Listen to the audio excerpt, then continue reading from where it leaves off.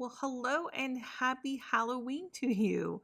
It is coming right up. I'm excited to share this watercolor pumpkin and flower painting with you. So let's dive in. Hi, I'm Kelly. You know that. Hi, it's me. Anyway, I jumped on this morning with my mom on FaceTime and I was like, you know what, Mom, let's paint together today. Camera was on my other tripod. I haven't used it for a while. And now I remember why. If you don't tighten it really, really well, the camera just started sliding down slowly. I lost half of the recording, so I had to start over.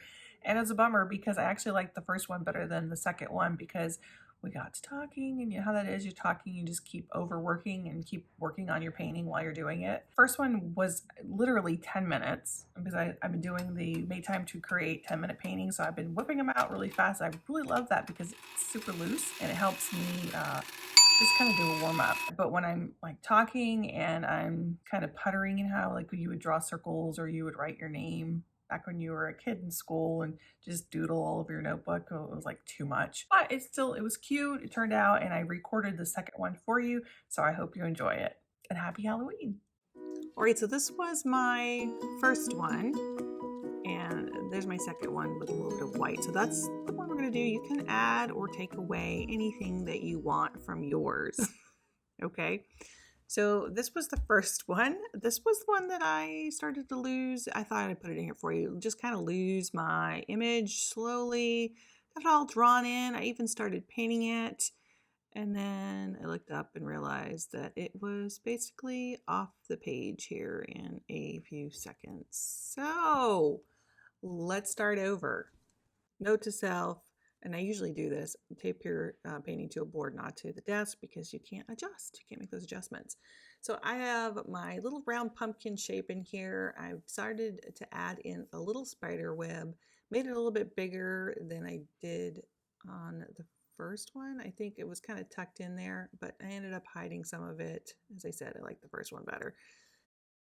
You can put your spider web off onto the side a little bit more if you want.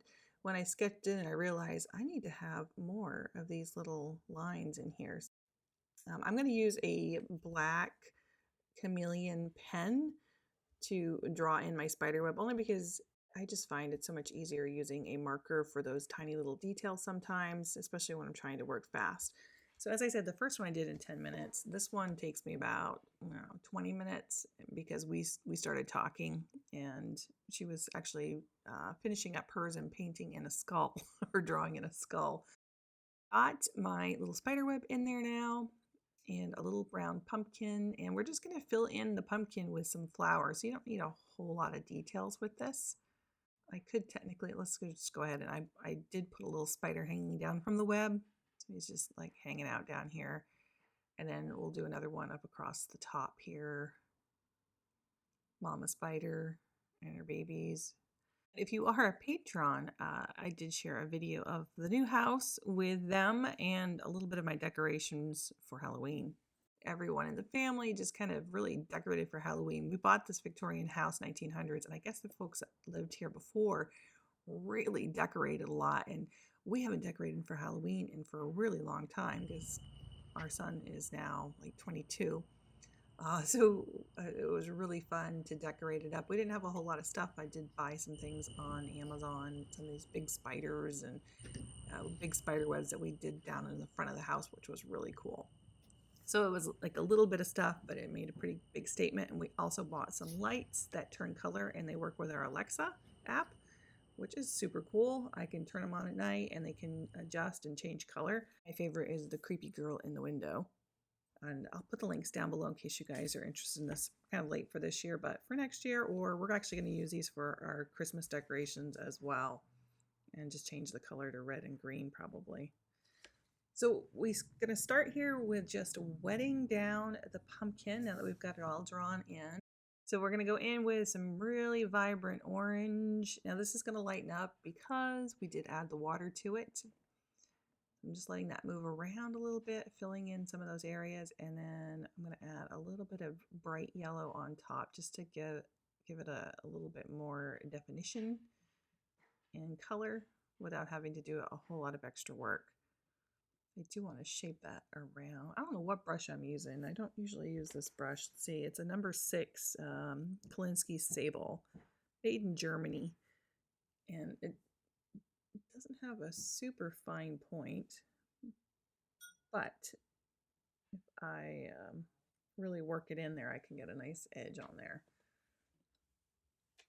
And without having to use my little fine liner. And I did put a little V in this one, and that way it just gives me a little bit more room for the flowers. You could always go round on that too if you wanted to. So here is the yellow. This is the one that comes in the little Cotman kit. I'm just using my Cotman kit for this one. So it's a cad yellow. You could always use the lemon yellow too, but it's a little bit brighter. So this one works nice with the, it's actually cad red that I was using for the orange. It always looks so much more orange. Does not look red to me at all, but it is cad red, I believe. And then alizarin crimson is the other red that they have in there. So I'm just shaping that around there. I'm going to put a little shadow on the bottom. It looks like a little pot of gold right now. A little yellow in there just to fill it up. But the first one I didn't do that. It had a little bit more white space. I think I prefer the white space. So if I were to do that again, I don't think I'd fill in that area. Just going to fill it in with some color a little bit as I went along with it. And then just a nice little shadow. You can see it's nice and wet. It's bleeding into the bottom of the pumpkin, which I like. I just like that little drama that's in there. We're going to go in a little bit darker with the darker line after. And I think this gray is kind of a gray blue. You can mix up some ultramarine blue with some brown, some umber, and that will give you a nice shade of gray. So here I am putting in a little bit of the flower shapes. And again, these are just splots of color. I mean, there is no definition with this. It's very, very loose. Whatever shape it is what it is. I mean, this could be a mum. It could be a rose, I suppose. I have a little bit of orange in there, so they're not as vibrant, alizarin crimson, as my first one. And again, I liked the first one a little bit better. So I would probably rinse my brush out a little bit more. But again, it's all about you, whatever you like. We're going to throw some in here. This is going to be really kind of orangey with the red mixed in with that yellow, which is still wet. And as I said before, I kind of overdid this one. I'm just talking to my mom and I'm just throwing stuff in here, not really looking at my composition much. I'm just kind of plopping them in here. Another thing you might want to do that I learned, you may want to flip it over the other way. It gives you a little bit more height for some of your flowers. That's why I ended up going with some leaves and some flowers down along the bottom here. Again, I overdid it a little bit as I was talking. But it's not too far off from the first one that I did, honestly. We were talking during that one too, but we were doing it at the same time, so I was kind of listening a little bit more. She was working on her skull at this point, so I'd already done it, and I was just kind of just going through and popping in some leaves down in here. So again, these are not super defined images here. This is just little shapes, and that's the great thing about the looseness of a painting. If you're not getting into super details, you're just giving the illusion of a shape and letting your eye kind of fill in everything else. So I've got a couple different shapes in here. And I'm just working around, just plopping those in. I'm leaving my white space. I'm going to do a little bit of doodling in here with a pen later on.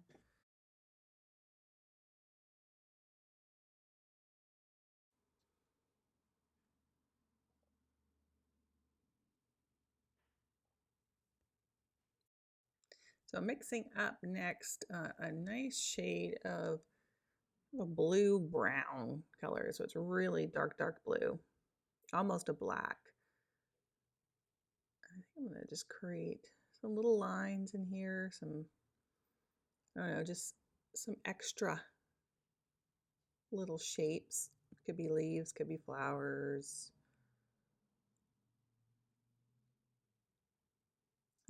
These are definitely leaves. And again, just popping them in here and there just to fill up some of that white space. And, it's okay at this point. And then I continue to add more to it.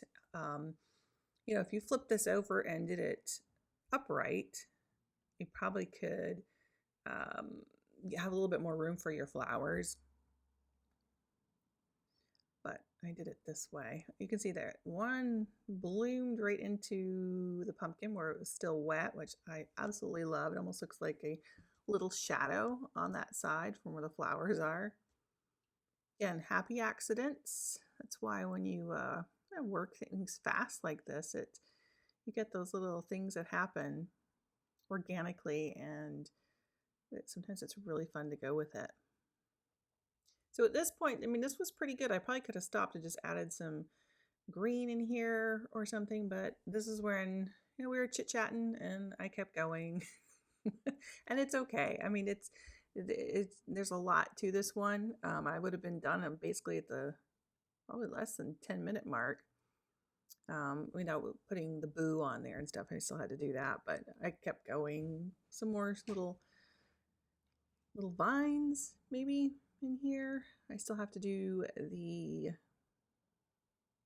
web, and once the pumpkin dries, put a little bit of line work in there as well, just to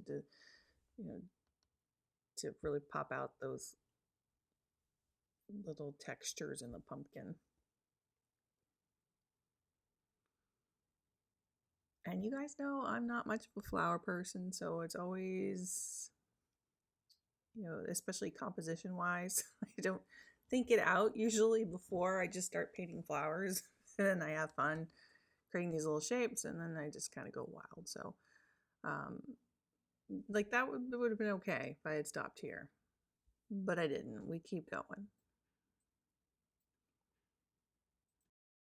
So I can tell while I was talking about, I kind of stopped and went, oh, I probably ought to switch to something else now. This is looking a little top heavy. And so I did think about stopping. I went to the little spider web, and I'm just using my chameleon pen. I use this a lot when I'm working with alcohol inks, but it works great with a very fine tip on it. So I snagged that and just tracing around a little image that I have with a spider web. It really makes it pop out until I added more stuff. Like this would have been great. I get so mad at myself that I don't stop. That's why those 10-minute warm-ups are so good for me because it forces me to really take a step back, look at my composition, look at what I'm doing, and say, do you really need more, Kelly? I don't know. We did need a spider up there. So we have a spider there. We have another spider that's coming down from the pumpkin here.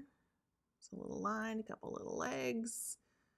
Make him swinging down. So his little legs are sticking out. And see, I could have dried that, gone on to boo. But we'll add a few more of these. I did like this little extra texture that I had created with the little doodles of vines. Again, it's very light and airy. The little white is showing in the paper. Again, I went a little heavy on even both of these things that are on the table. Like those could have been lighter. I didn't need quite so many little pieces in there. But I'm a less is more kind of gal. Some people really love having all those little extra things in there. So as I said, do you go with what you like, what your preference is. My preference would have been more simplified, but that's just me.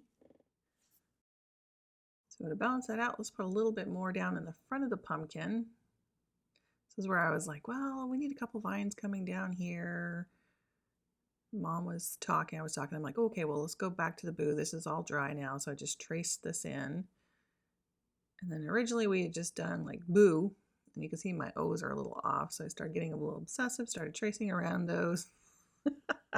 In the other one, I used a little bit of white in the center as well. So this kind of looks like it's cut out. Now, there obviously is no candle in this painting because it's filled with flowers. So you really didn't need to have any glowing light in here. So I'm just going to use the black and just kind of clean them up a little bit more. And I'm all right. They're two little cockeyed little eyeballs. They don't have to be perfect. And then I did go back in just with a little nice light shade, a little bit darker than that bright orange, just to give the pumpkin its texture. And then a little bit darker around the very bottom where the pumpkin sits on the table. And this is where it all started to go a little heavy-handed. Like that would have been fine. But again, I was talking with Mom. We were chit-chatting. How many times am I going to say this, right?